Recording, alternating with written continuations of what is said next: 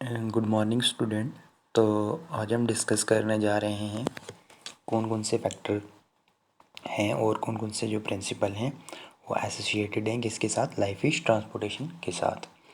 Means हमने कोई किन किन फैक्टर को देख के और किन किन प्रिंसिपल को देख के हमने फ़िश की ट्रांसपोर्टेशन करनी है।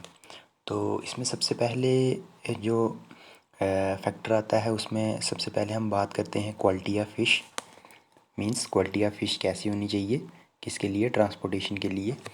तो जब हम क्वालिटी की बात करते हैं तो फ़िश की क्या होनी चाहिए, एक तो हेल्थ अच्छी होनी चाहिए और वो गुड कंडीशन में होनी चाहिए। वीक इंडिविजुअल हैं उनको हमने क्या कर देना है, एलिमिनेट कर देना है। किससे? ट्रांसपोर्टेशन शिप से, या फिर हम कह सकते हैं कि शिपिंग के दौरान हमने उनको क्या कर देना है, एलिमिनेट कर देना है, क्योंकि वो सर्वाइव तो नहीं कर पाएंगी ड्यूरिंग ट्रांसपोर्टेशन, क्योंकि उनकी पुअर क्वालिटी होगी। और वो क्या कर सकती हैं कि मतलब एक तो जो आगे आप देखोगे कि किस तरीके से वो टॉलरेंस, स्ट्रेस टॉलरेंस है, उनको क्या कर सकती हैं, वो चेंज नहीं कर सकती, मतलब इतना टॉलरेट नहीं कर सकती कंडीशन को, जिसकी वजह से उनकी जो डिक्लाइनिंग रेट जो होता है वो हाई जो हो जाता है as compared to live fish. तो हमने उनको क्या कर देना है, एलिमिनेट कर देना है सबसे पहले, मतलब ट्रांसपोर्टेशन से पहले ही उनको क्या कर देना है, एलिमिनेट कर देना है। अगर हम एलिमिनेट नहीं करेंगे उनको तो उनसे क्या हो सकता है कि हाई डेथ रेट हो सकते हैं, मतलब उनसे क्या हो सकती है कि मोरेलिटी रेट जो होता है उनका वो हाई हो सकता है। देन उसके बाद ऑक्सीजन की जब हम बात करते हैं तो oxygen one of the most important factor है किसके लिए, फ़िश ट्रांसपोर्टेशन के लिए, मीन्स लाइव फिश ट्रांसपोर्टेशन के लिए।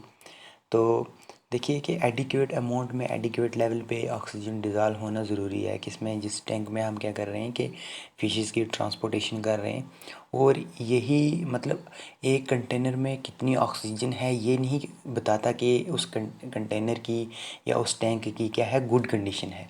बट हम कैसे पता लगा सकते हैं कि उस कंटेनर की मतलब कंडीशन अच्छी कैसी है, कि वो डिपेंड करता है कि फ़िश किस तरीके से स्ट्रेस को टॉलरेट कर रही हैं, चाहे वो टेम्परेचर को लेके हो, चाहे वो पीएच को लेके हो, चाहे वो कंसंट्रेशन ऑफ कार्बन डाइऑक्साइड को लेके हो, या उनके मेटाबॉलिक प्रोडक्ट्स से हो, जैसे अमोनिया हो गया। तो इनसे पता लग सकता है कि मतलब जो फ़िश है वो कितनी देर तक टॉलरेट कर सकती हैं, मतलब स्ट्रेस को कितनी देर तक टॉलरेट कर सकती हैं। देन उसके बाद मतलब एक जो वाटर होता है उसमें क्या होना चाहिए कि अनलिमिटेड अमाउंट ऑफ ऑक्सीजन होनी चाहिए, क्योंकि फ़िश जब क्या करेंगी कि रेस्ट में होंगी तो वो कंज्यूम करेंगी मिनिमम अमाउंट, क्या करेंगी, ऑक्सीजन का कंज्यूम करेंगी। और फिर जब ट्रांसपोर्टेशन करते हैं तो वो क्या होती हैं कि मतलब रेस्टिंग स्टेज में होती हैं। तो हम उनसे बता मतलब कह सकते हैं कि उनको देख के ये कह सकते हैं कि ये क्या कर रही हैं कि ऑक्सीजन कितना, मतलब मिनिमम अमाउंट में क्या कर रही हैं, कंज्यूम कर रही हैं। लेकिन जब हम बात करते हैं कि लोडिंग की, तो उस वक्त वो क्या हो जाती हैं, एक्साइट हो जाती हैं, डिस्टर्ब हो जाती हैं। तो उनसे क्या हो सकता, उस वक्त क्या करती हैं, वो मैक्सिमम अमाउंट ऑफ ऑक्सीजन का क्या करती हैं, कंज्यूम करती हैं, यूज़ करती हैं। देन उसके बाद जब हम बात करते हैं किसकी, मतलब ऑक्सीजन की, कि ऑक्सीजन जो मतलब फ़िश कितना कंज्यूम कर रही है, तो वो डिपेंड करता है कि एक टैंक में ऑक्सीजन कितने अमाउंट में मतलब प्रेजेंट है। ठीक है। अब मैंने आपको ऊपर भी बताया कि वो क्या करेंगी, रेस्टिंग के दौरान क्या करेंगी, कम अमाउंट में क्या करेंगी, ऑक्सीजन को कंज्यूम करेंगी। मतलब उनका क्या होगा उस वक्त, मतलब क्या होगा, एक स्टेडी रेट चल रहा होगा, किसको लेके, ऑक्सीजन को लेके। देन उसके बाद मतलब ये हम कह सकते हैं कि ये मतलब कितना कंज्यूम कर रही है ऑक्सीजन को, या मतलब कम कर रही है, ज़्यादा कर रही है। तो ये हमें बताता है कि फ़िश की एक्टिविटीज़ क्या है टैंक में, मतलब ठीक है। तो उसके बाद नेक्स्ट जो फैक्टर हैं वो हैं pH, carbon dioxide and then ammonia.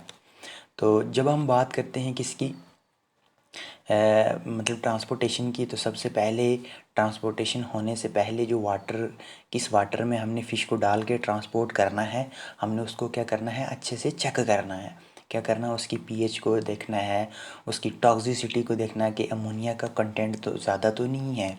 Then उसके बाद कार्बन डाइऑक्साइड को देखना है कि कार्बन डाइऑक्साइड तो नहीं है।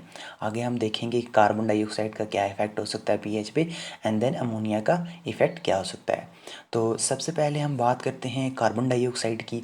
अगर कार्बन डाइऑक्साइड ज़्यादा होगा, अगर कार्बन डाइऑक्साइड ज़्यादा होगा तो जो पीएच है हमारा वो क्या हो सकता है कि एसिडिटी की तरफ आ सकता है। मीन्स मतलब हम ये कह सकते हैं कि उसका जो पीएच लेवल है वो 7 से क्या हो सकता है, कम आ सकता है, जो कि मतलब ये माना जाता है कि वो क्या हो गया, एसिडिक नेचर हो गया।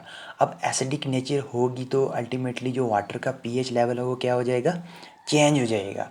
ठीक है, ये आप देख सकते हो कि पीएच कितना रहना चाहिए, एक ऑप्टिमम पीएच कितना रहना चाहिए मतलब ट्रांसपोर्टेशन की ये 7 to 8, ये मतलब क्या माना जाता है कि ऑप्टिमम पीएच रेंज मानी जाती है किसके लिए, लाइव फिश ट्रांसपोर्टेशन के लिए।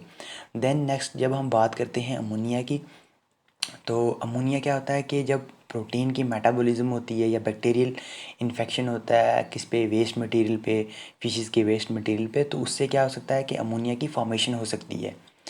तो जब मतलब क्या होगा कि मेटाबॉलिक रेट किसका होगा, फिशेस का कम होगा, तो टेम्परेचर भी कम होगा। अगर टेम्परेचर ज़्यादा हुआ तो उनका मेटाबॉलिक रेट क्या होगा, हाई होगा। अगर मेटाबॉलिक रेट हाई हुआ तो टेम्परेचर क्या होगा, ज़्यादा होगा। मींस ये दोनों जो फैक्टर हैं ये क्या हैं, इंटरकनेक्टेड हैं। तो हम ये कह सकते हैं कि जब बैक्टीरियल की इन्फेक्शन मतलब बैक्टीरियल ज़्यादा होगा, मतलब क्या होगा कि शिपिंग के दौरान हम ये कह सकते हैं कि हमने उनको, मैंने ये आपको पिछले लेक्चर में भी बताया था कि हमने क्या करना है कि अवॉइड करना है कि उनका जो स्टमक है, इंटेस्टाइन है, वो क्या होना चाहिए, खाली होना चाहिए। अगर खाली होगा तो उनके पास मतलब इतना वो डाइजेशन नहीं कर पाएंगी, तो उनसे क्या होगा कि फीकल मटेरियल प्रोडक्शन वगैरह नहीं होगी, जिससे बैक्टीरियल इन्फेक्शन हो। और अब बैक्टीरियल इन्फेक्शन हुआ तो अल्टीमेटली क्या होगा कि अमोनिया की फॉर्मेशन होगी, प्रोटीन की क्या होगी, मेटाबॉलिज्म होगी तो टेम्परेचर हाई होगा। और टेम्परेचर की हम आगे बात करेंगे कि टेम्परेचर जो है वो किस तरीके से मतलब पीएच में या फ़िश की ट्रांसपोर्टेशन में चेंजिंग ला सकता है। क्या टेम्परेचर मतलब हाई अच्छा रहता है या कम अच्छा रहता है, तो वो हम आगे डिस्कस करेंगे। तो जब हम बात करते हैं पीएच की, कार्बन डाइऑक्साइड की, अमोनिया की, तो इन चीज़ों को हमने अवॉइड करने के लिए क्या करना है कि एडिक्वेट वेंटिलेशन करना है। वेंटिलेशन जो जो हमने मतलब टैंक, जिस टैंक में हम क्या कर रहे हैं कि ट्रांसपोर्टेशन कर रहे हैं, उसमें क्या होना चाहिए कि एक प्रॉपर वेंटिलेशन सिस्टम होना चाहिए। हमने उसको टाइड से कवर नहीं करना, जिस मतलब टैंक में हम क्या कर रहे हैं कि ट्रांसपोर्टेशन कर रहे हैं। ठीक है, तो अगर ट्रांसपोर्टेशन मतलब क्या होगा कि अगर हम क्या करेंगे, वेंटिलेशन रखेंगे, तो एक किस्म से क्या होगी, जो ऑक्सीजन डिज़ॉल्व ऑक्सीजन होगी वो बाहर निकलेगी। अगर बाहर निकलेगी तो एसिडिटी इतनी नहीं होगी, वो बेसिक ही रहेगा, स्लाइडली बेसिक रहेगा, जो कि एक एडिक्वेट माना जाता है, एडिक्वेट कंडीशन मानी जाती है किसके लिए, लाइफ फिश ट्रांसपोर्टेशन के लिए। देन उसके बाद हम नेक्स्ट बात करते हैं टम्परेचर की। तो जब हम टम्परेचर की बात करते हैं, ये एक इम्पॉर्टेंट फैक्टर है किसके लिए, लाइफ फिश ट्रांसपोर्टेशन के लिए।